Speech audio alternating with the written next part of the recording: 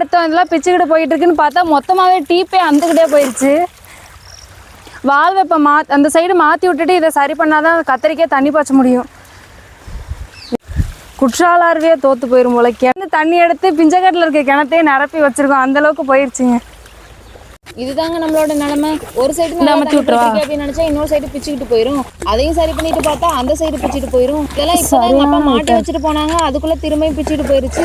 நானும் எங்க அம்மாவும் கஷ்டப்பட்டு எப்படியா ட்ரை பண்ணி மாட்டிக்கலான்னு பார்த்தா அதுவும் முடியல. இந்த மாதிரி எல்லாமே பிஞ்சக்காட்டுல தாங்க நடக்கும். வயல்ல தண்ணி எல்லாமே கடகடன்னு ஓடிடும். எனக்கு கிணத்து பக்கத்திலே இருக்கனால பிஞ்சக்காடு ஒரு 1 கிலோமீட்டர் இருக்குன்றனால அதை எல்லாத்தையும் கஷ்டப்பட்டு தண்ணி இங்க கொண்டு வந்து சேர்க்கறதே பெரிய வேலையா போயிருதுங்க. பிஞ்சக்காட்டுக்காகவே ஸ்கீம்ல பைப் வாங்கியிருந்தவங்க அந்த பைப்பை அப்படி அப்படியே ஜாயின் பண்ணிவிட்டு டக்குன்னு ஜாயிண்ட் ஆயிக்கிறோம். மற்ற இடத்துல மட்டும் இந்த மாதிரி பைப்பை அறுத்துட்டு இதுக்கேற்ற மாதிரி நம்ம கட்டி விட்டுற வேண்டியதுதான். இந்த டீப்பை இதுக்குள்ளே ஜாயின் பண்ணுறதுக்குள்ள போதும்னு ஆயிடுச்சு. அதோட சைக்கிள் டிப்பெல்லாம் இருக்குல்லங்க, அது எல்லாமே வேஸ்ட்டான பஞ்சர் கடையெல்லாம் பஞ்சர் பார்த்துட்டு மிச்சம் வச்சுருப்பாங்க. அதையெல்லாம் வாங்கி எங்கள் அப்பா சேர்த்து வச்சுருப்பாங்க. அது எல்லாத்தையும் ஒன்றா சேர்த்து அப்படியே கட்டி விட்டுட்டோன்னே எங்கள் அம்மா வாழ்வை மாற்றி விட்டாங்க. தண்ணி எல்லாமே சூப்பராக வந்துருச்சு.